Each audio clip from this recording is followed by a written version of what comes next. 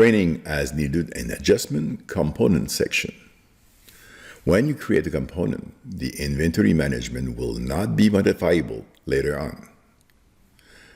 If we take a look to the inventory as stock, more common, like a button, inventory, we can see that we have thresholds. Thresholds are created into default and are copied into different color. You can select color and change threshold for a specific color.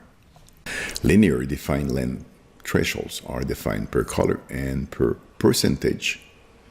When it comes to length, like 50, 100%, we select black, we have 100% for the 5-inch.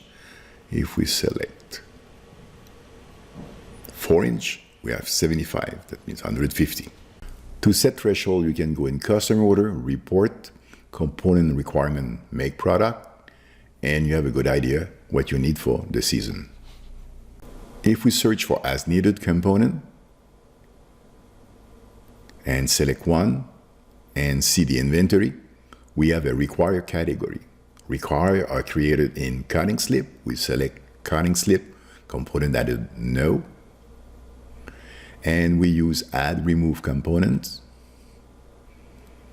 Component need to be final, no change for the time we're doing cutting slip. And if we look to the inventory, we have now require. We can also confirm cutting slip not having the component will then go negative. And if we put like 1 as threshold, they will be ordered in purchase order. To make adjustment, you go into inventory, select the color, and use this icon to enter a quantity or to update the total quantity. For defined length, components is the same thing, but you have to handle length of component. Remember that if you want to create a new length, you have to deselect every line.